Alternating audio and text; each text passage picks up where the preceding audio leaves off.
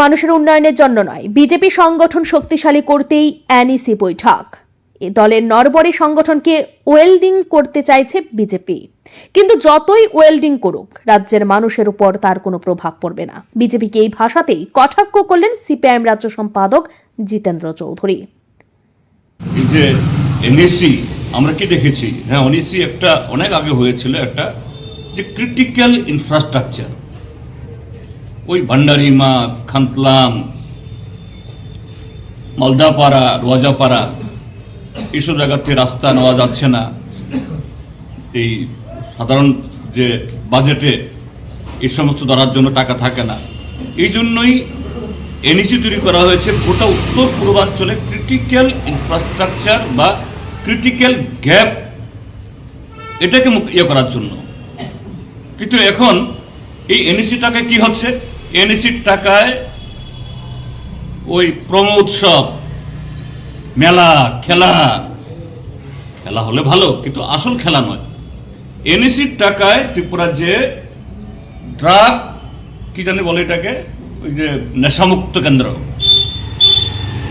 কেন্দ্র করার জন্য এনইসির টাকা কাজে কি রিভিউ করবেন? আসল কথাটা হলো এখানে একটা এসছেন, ত্রিপুরা রাজ্যের মধ্যে সংগঠন নরবর হয়ে আছে, এই সুবাদে এই সংগঠনটাকে একটু জ্বালাই টালাই দিয়ে ওয়েল্ডিং করে মেরামত করে রাখা যায় কিনা।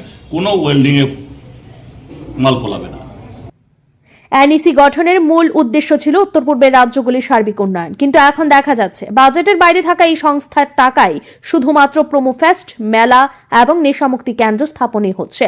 বিজেপি তাদের নরবরে সংগঠনকে ওয়েল্ডিং করতেই এই বৈঠক করছে, কিন্তু তাতে কোনো লাভ হবে না, কারণ রাজ্যের মানুষ সব বুঝে গেছেন।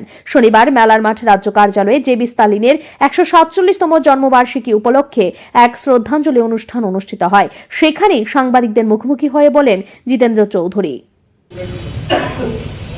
কোনো একজন ব্যক্তি তিনি যে পদে অধিষ্ঠিত হন না কেন,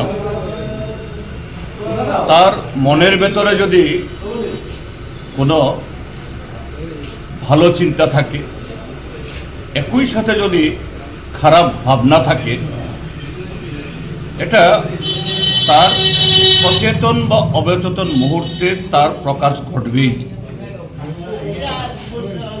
আরএসএস তারা এই ভারতবর্ষের সংবিধান যখন রচিত হয়, গৃহীত হয়, তেরঙ্গা ঝান্ডা যখন আমাদের জাতীয় পতাকা হিসাবে যখন গৃহীত হয়, এই আরএসএস তার তীব্র বিরোধিতা করেছিল।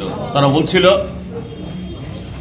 এই পতাকা আমরা মানি না, এই সংবিধান মানি না, ভারতবর্ষের সংবিধান হবে মনুষ্য সংস্কৃতিকে অনুসরণ করে। এই সংবিধান এটা আমরা বদলাবো। সেই আরএসএস এর নেতা হলো দেশের এখন স্বরাষ্ট্রমন্ত্রী অমিত শাহ। স্বাভাবিক বিজেপি এবং আরএসএস দেশের সংবিধান পাল্টে দিতে চায়। সংসদে দাঁড়িয়ে দেশের স্বরাষ্ট্রমন্ত্রী অমিত শাহ যে ভাষায় সংবিধান প্রণেতা ডক্টর বি আর আম্বেদকরের সম্পর্কে মন্তব্য করেছেন, তা শুধু অসাংবিধানিক নয়, গণতন্ত্রের পক্ষেও বিপজ্জনক। তিনি আরো বলেন, স্বাধীনতার পরেও বিজেপি এবং আরএসএস জাতীয় পতাকাকে মানতে চায়নি। তাদের লক্ষ্য দেশের সংবিধান পরিবর্তন করে ভারতের হিন্দু রাষ্ট্রে পরিণত করা।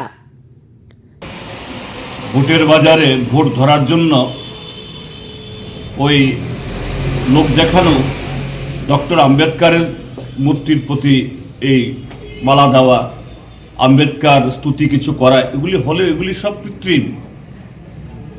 কিন্তু তাদের মনের ভেতরে যেটা হলো, এই সংবিধানকে তারা ভাঙবে, আর সংবিধান প্রণেতা এই ডক্টর বি আর আম্বেদকর আস্থা করে ছড়ে দেবে।